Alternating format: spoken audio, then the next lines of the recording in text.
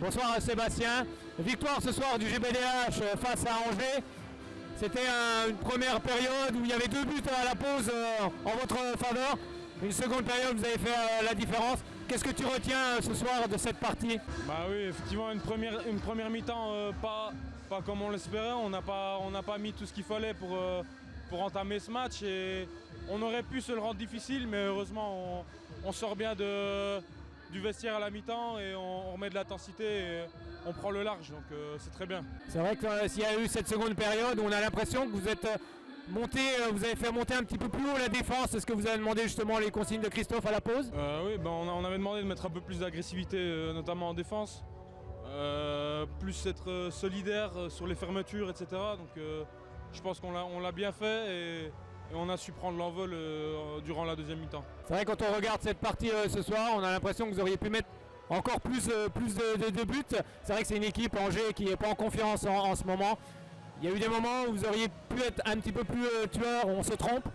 Oui, c'est vrai. Bon, on peut toujours être plus tueur, je pense, mais là c'était peut-être un match piège avec une équipe qui n'avait plus gagné depuis 10 matchs. Une bête blessée, c'est toujours compliqué à aborder. Donc je pense qu'on s'en est bien sorti. On a quand même gagné avec la manière, avec un écart assez conséquent. Donc je pense qu'on peut quand même être content de ce qu'on a fait avant de partir en vacances. Oui, et puis c'est surtout la deuxième victoire de suite. Il faut continuer cette série, c'est important. Oui, c'est sûr. On sait que dans ce championnat, les dynamiques sont très importantes. Donc on avait à cœur d'enchaîner une deuxième victoire à domicile pour peut-être se lancer dans une série, on espère. On se sent bien quand on joue ici devant le public et dans notre salle, donc c'est super. Oui, j'allais te le dire justement, le Palais peut ressembler à une forteresse.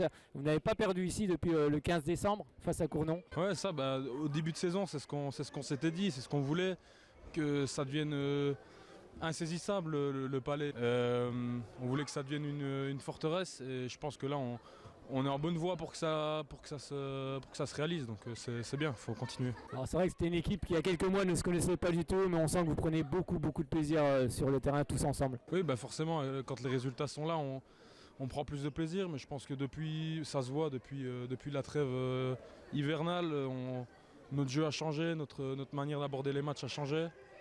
On prend plus de plaisir effectivement, je pense, à jouer et donc voilà, faut continuer comme ça et enchaîner. Alors justement, tu parlais de vacances, mais pour toi c'est la sélection avec l'équipe nationale de Belgique, c'est bien ça?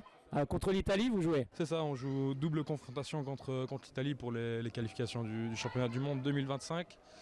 Et donc oui, moi dès lundi je retourne à l'entraînement en Belgique et on joue le mercredi en Belgique et le dimanche en Italie, donc j'espère se qualifier. Et après il faudra reprendre le championnat, direction Caen avant de revenir ici dans quelques semaines? Et exactement, on reprend le championnat un jeudi en plus, donc ça va s'enchaîner assez vite. Merci beaucoup Sébastien, à très bientôt et encore bravo pour cette victoire. Merci.